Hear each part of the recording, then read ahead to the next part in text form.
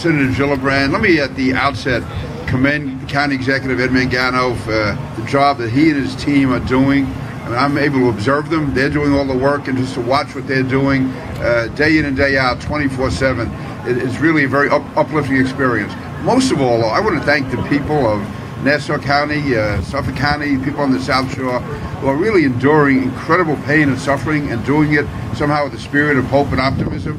Senator Gillibrand and I were out in Lindenhurst today. She's here now with us here in Seaford at Cedar Creek Park. And again, to see the people, to see not the enthusiasm, but certainly the hope they have and the courage is very reassuring. Senator Gillibrand and I and Senator Schumer have arranged to have the Army Corps of Engineers sending in large numbers to help with the debris removal. Hopefully that will help LIPA to restore power more quickly, because that is a real issue, not just an issue of convenience, but it's an issue of life and safety.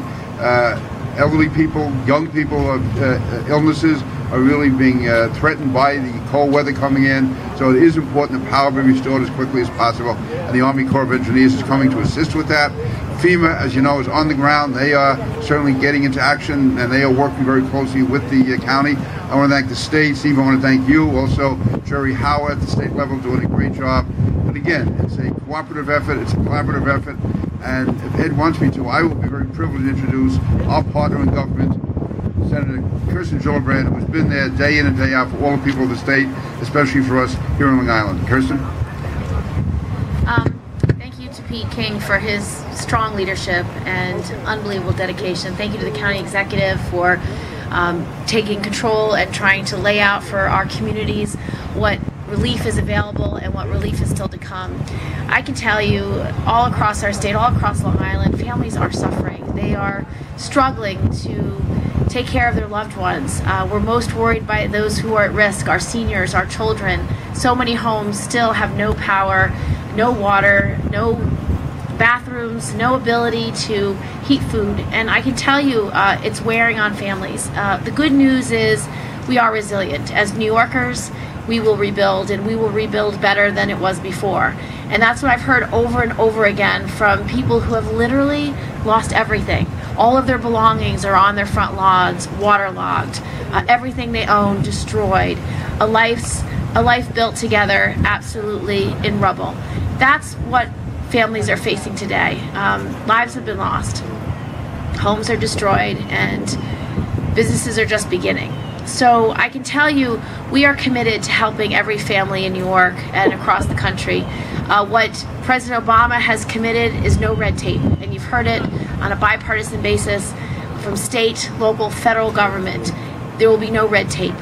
We have FEMA on the ground throughout the state trying to make sure that families know what to do, to how to get money. How do I begin to rebuild? How do I begin to put my business back together? And FEMA has resources to do that.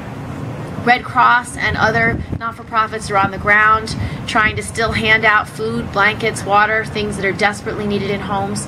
LIPA's working overtime to try to get our power back on. About half of our power on Long Island has been restored. There's still about 500,000 customers that need power. That power should be restored over the next week. There still will be a significant number of families who don't have power even after that because their whole electric system has been destroyed by flooding. That will take even longer.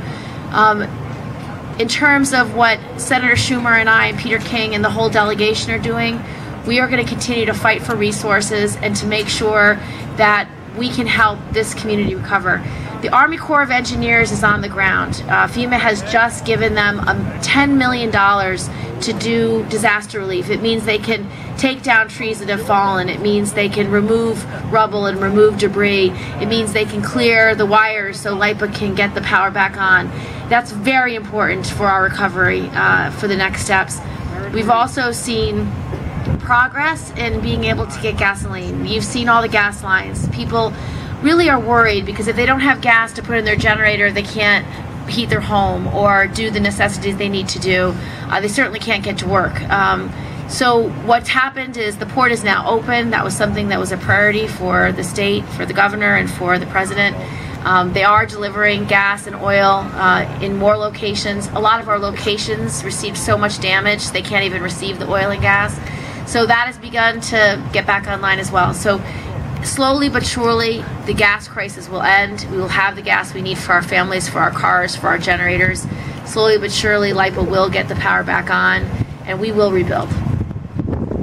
Thank you, Senator and Congress.